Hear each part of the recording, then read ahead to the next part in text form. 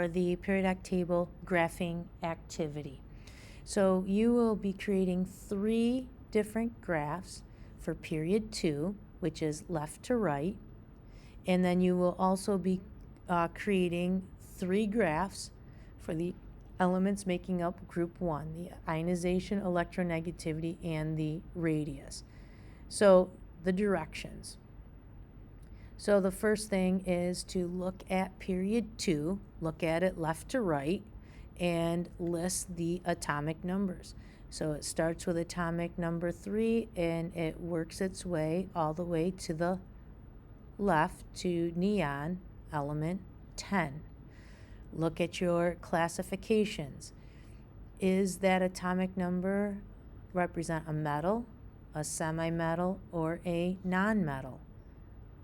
So we work our way through left to right, looking at the classifications based on, is it to the left of the stair step, to the right of the stair step, or on the stair step. Each element classification has to have a different colored data point. So if it's a metal, its data point and encasement is in red. If it is a semi-metal, data point and its encasement is in green. And if it is a non-metal, each data point and encasement is done in blue. So get your information down.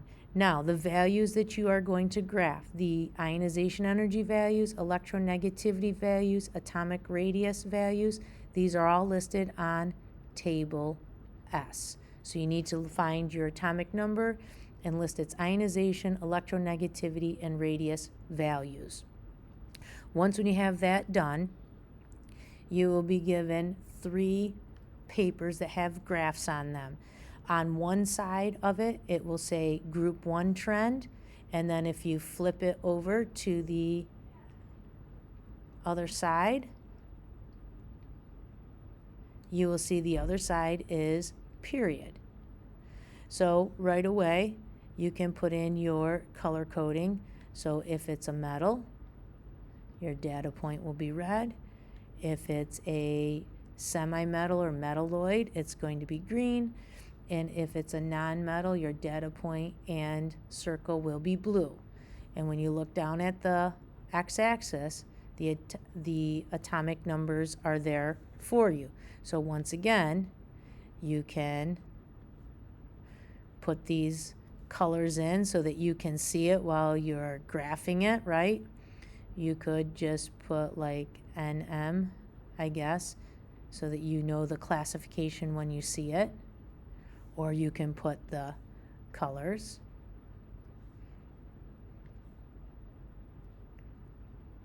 So now you got to put in your scaling. So we always leave this origin blank, no numbers there. So the first number on this scale will go 1 up. And whatever you start at, it has to be smaller, or yeah, it has to be lower than the smallest atomic radius. So it has to start below the smallest radius, and then you need to scale up, and your scaling needs to end just above your highest atomic radius recorded on that pink sheet. Color code your data points. I want to see red, green, and blue data points with their circles here on the graph. If I don't see this, you won't get your points.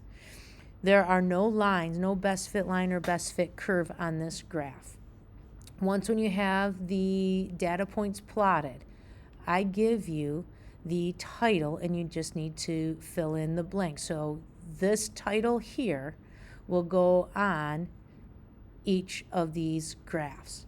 So across the period, the blank value. So you need to actually take this word, no abbreviations, and write it in here for which one you're doing. So this one would be, the example graph is the atomic radius. So across the period, the atomic radius values, I write in the full words, tends to. Well, as it's a general trend. So either looking at your data plots, they either tend to increase or decrease. You got to write out the whole word. So across the period, the atomic radius values tend to increase, or across a period, the atomic radius values tend to decrease in there. Now, the next part of it, metals tend to have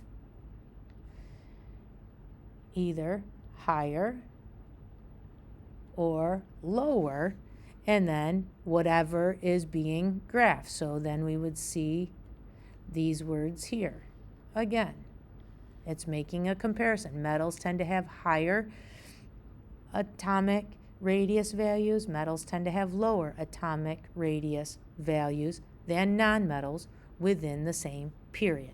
So this is the title that gets written on each of those period 2 graphs.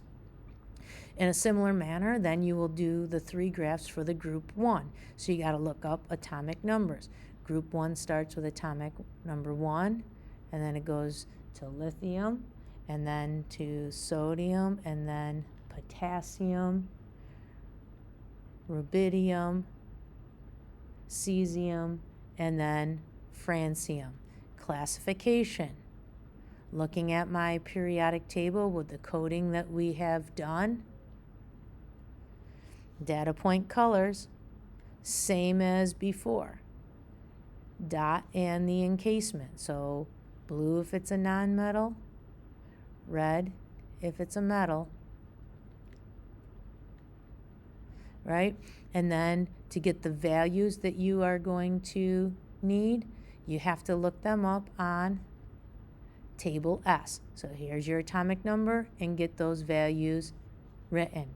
So now that you have your information, go to your graph, flip it over because you've done maybe the period 1. Now you're going to do the group 1.